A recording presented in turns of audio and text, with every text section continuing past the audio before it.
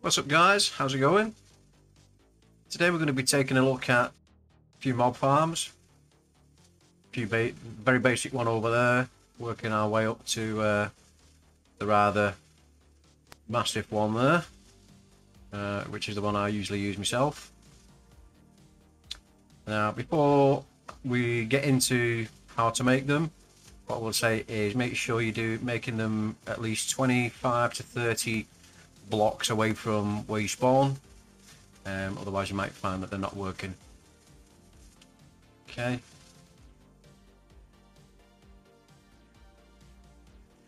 So the very first one, all it is just cobblestone and a couple of stone slabs and an item collector. Now at the minute there's nothing in there, but things will spawn. It is a manual farm, so when things do spawn in there, you'll have to come up and swipe through the gap. Anything that drops will be picked up by the item collector, and it'll go into the, as you can see. Yeah, it does work. It's not brilliant, but it does work.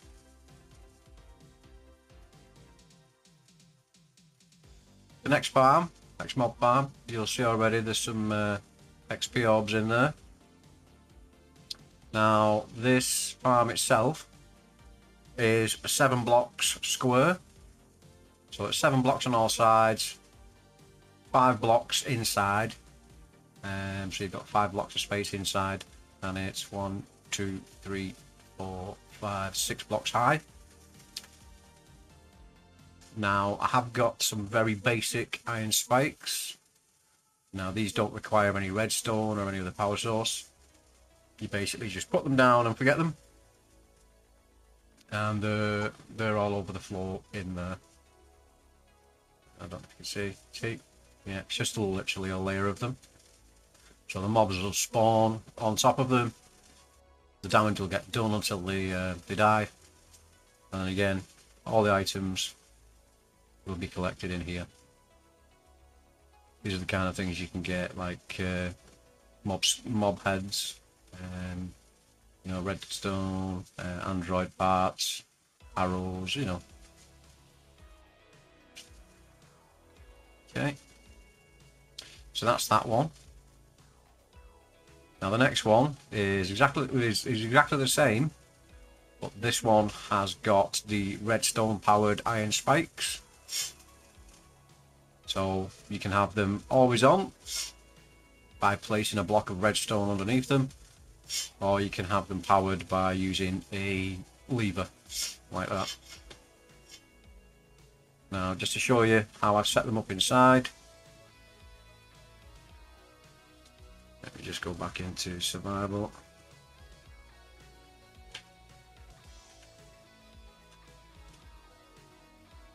Down.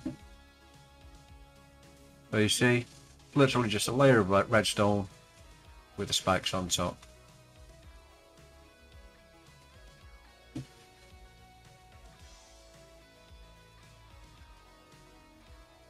Again, these spikes, they do damage on contact. Very easy to make them. I will show you how shortly. And again, as you can see, getting all kinds of drops in there. Alright.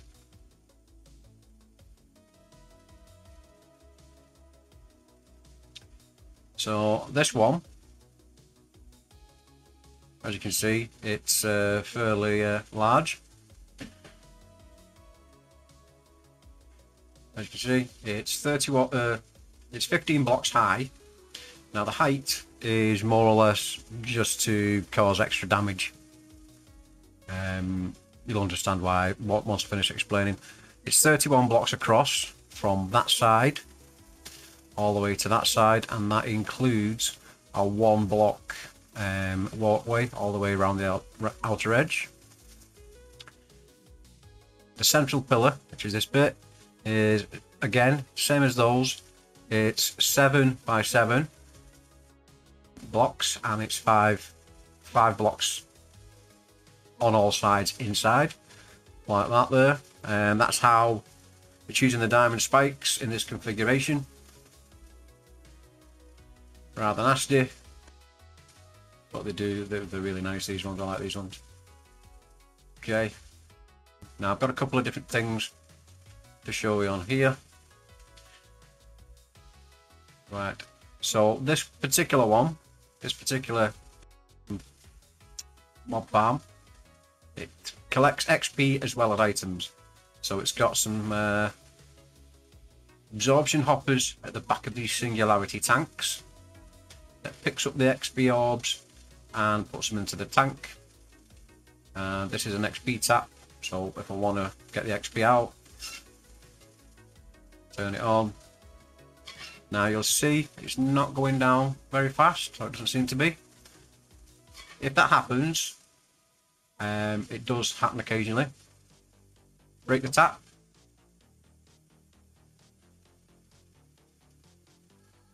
Put a new one on, or put the same one back on, and if you use it now, you see it's working properly again.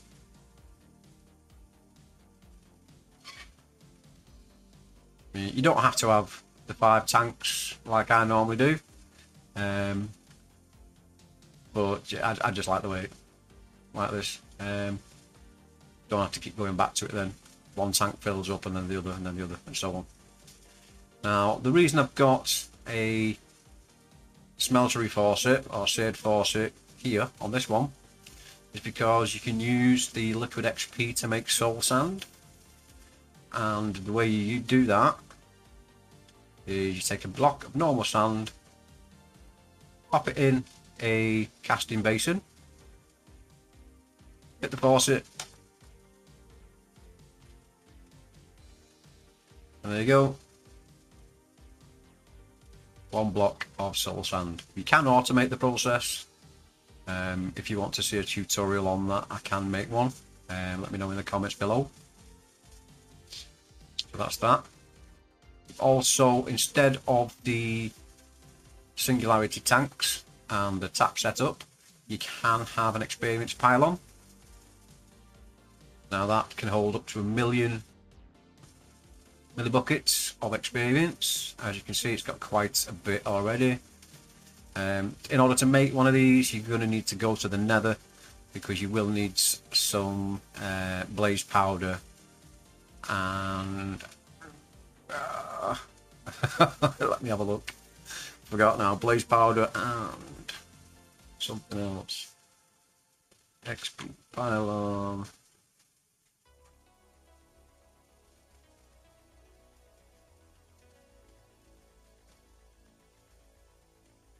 Oh, blaze powder. Okay. Pretty sure there was something else. Ah, yeah. Nether brick. There you go. You can get that pretty readily if you go to the nether. If you have got a netherrack sapling, you can make nether brick by putting it in a furnace. Put your nether brick in a furnace, and that'll get you your nether brick ingot. Okay. But yeah, the advantage of this experience pylon is anything that requires you to have a bottle of XP, all you do is you get yourself a bottle, pop it in that slot there,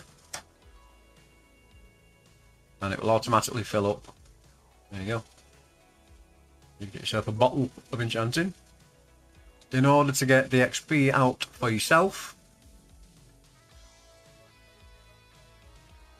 you click on that one, and that will add 500 experience a time.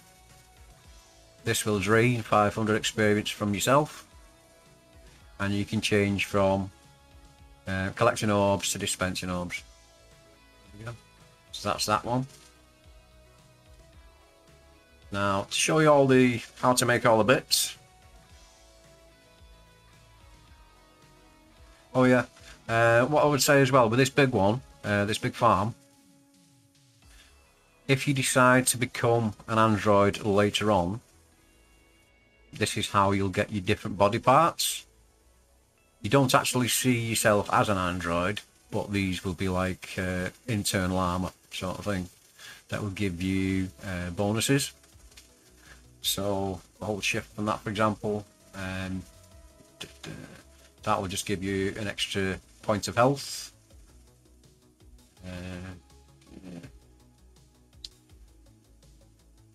Oh, there's a good one. So you do get legendary ones as well. Now this particular headpiece will give you minus 20% glitch time and 5% health, 20% speed boost, 2 attack damage, and that will reduce your battery usage by 6%, because as an android you will require a battery. Now, one thing about becoming an android is, whereas if you were to die, so you will be, and you become a soul, so that you can wander about and fall or whatever, until you get your body, until you get to your headstone and get your body and equipment back. That doesn't happen as an android. As an android, you don't have a soul, so you will just respawn, and you can be damaged again straight away. Just thought I'd let you know that in advance. Okay, so that's that bit. Oh, and as you can see, you do get weapons as well. So that is, you can get the purple ones are the better ones because they higher tier. So this basic phaser rifle just does 9 damage, 16.36 DPS. They're good. They're good. You can add parts to them, but I'll go over that when we get to the Android tutorial. Right. So, right now your absorption hopper, which is this thing here. I'll just quickly show you how to use one.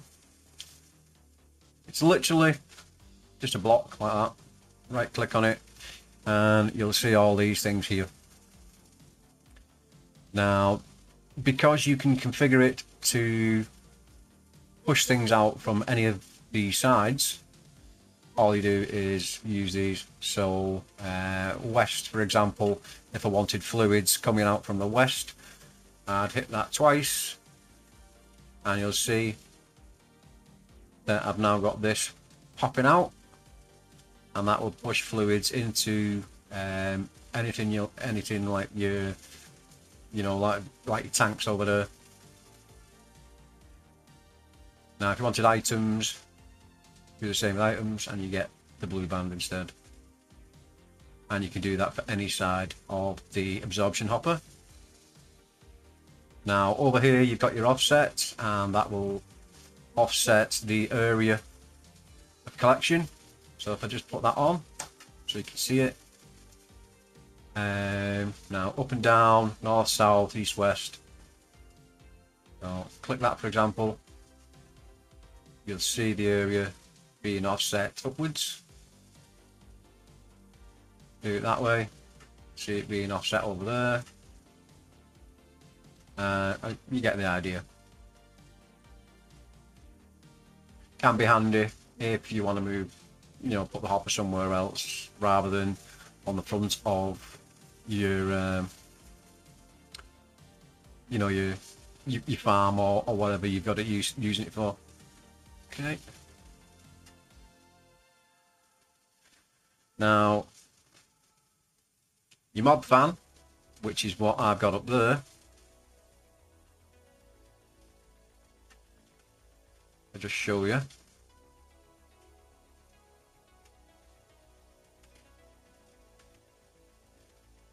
So here's the walkway all the way around, and that was literally just so I could go around and pop these on. Now, your mob fan, I've just got the one there,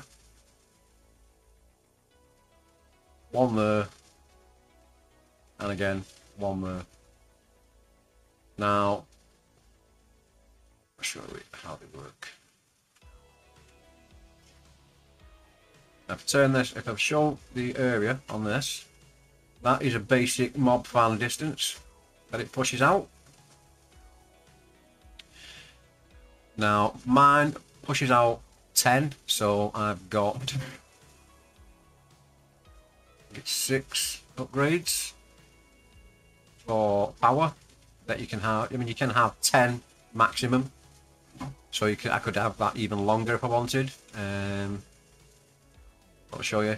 If you put 1, 2, 3,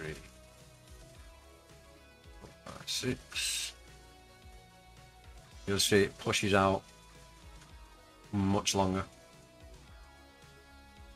So that is what the fan's doing up there. It's obviously not just one square. So if I show you the upgrades there, you can have 3 of those altogether. I've only got 1, I think.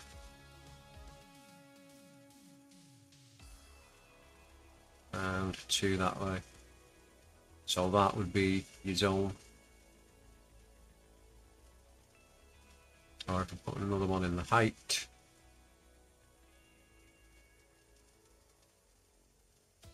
Basically get that. So anything that walks into this zone, I'll show you. By turning the thing on first. Woo! There you go. So good I'm in creative right now, because that would have killed me. But, you know. So that's that. Now, your absorption hopper, how you make it.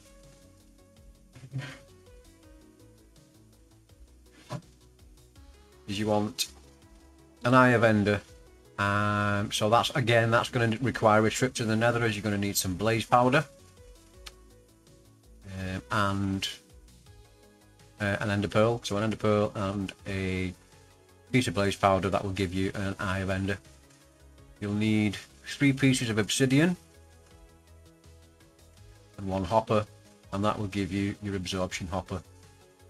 And it vacuums up items and XP orbs in a 7 by 7 by 7 area, and it can be configured to push out on any side, as I've just shown you.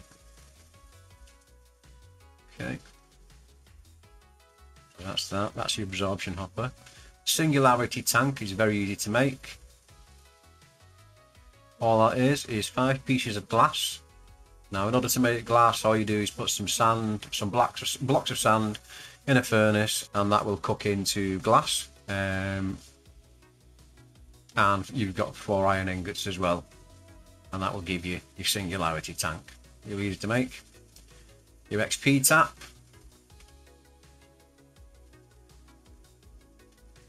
Again, 1 block of obsidian and 3 iron ingots.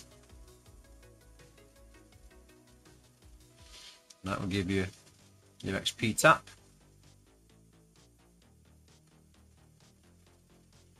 And again, experience pylon. That is just going to be some vines, which you can get by putting jungle saplings on a drying rack. That will give you your vines. You need a hopper, some lime dye, a fire charge, nether brick, and a gold ingot, and that's how you get your experience pylon. Alright, so that's that one. Now, this is your hopper, which is your 5 iron ingots and a chest.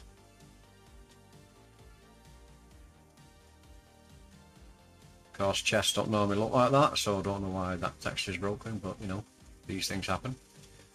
Alright, so this is your dropper, which is 7 cobblestone and a piece of redstone.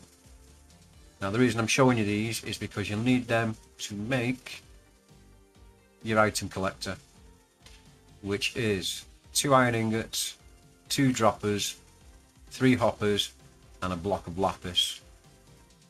They're very handy if you use them. Once you get your things like your item cables and things like that, you can, or an item transfer nodes, you can transfer items to various machines, to different inventories. You know, you can basically ship them around all over your base to wherever you want them. Very handy, and they do come in useful. So that's your item collector. Now your mob fan, basic mob fan, that is 4 stone slabs, 4 iron ingots and a block of redstone, and that will give you your mob fan. I've just shown you how that one works. Basically just pushes mobs in the facing direction, and you can modify it with fan upgrades. Speaking of upgrades, your distance or power upgrade is 4 feathers, 4 iron ingots and a piece of redstone, and that will give you your distance modifier. Now feathers you can get from a market, or if you have chickens on a farm. Personally I think they're easier to get from the market, and once you start planting seeds and whatever and start farming, you'll have plenty of seeds in which to buy them. It's one seed for 1 feather, so they are pretty cheap. But yeah, so that's your distance upgrade. Your height upgrade for your mob fan is 4 iron ingots and 3 feathers from top to bottom, like so, down the middle. Nice and easy. You can have a maximum of 3 of those. The width upgrade is just the height upgrade turned on its side. So 4 iron ingots and 3 feathers across the middle, like that, and you can have a maximum of 3 of those as well. Now the spikes, your basic iron spikes, very simple to make. 3 iron swords, 1, 2, 3, and 1 block of iron. And that will give you your basic iron spikes. So these will also drop mob XP, but mobs killed by the spikes do not count as player kills. Okay, so that's that one. Redstone powered iron spikes, really easy. Iron bars, 3 of, 3 stone pressure plates, and that will give you 2 iron spikes.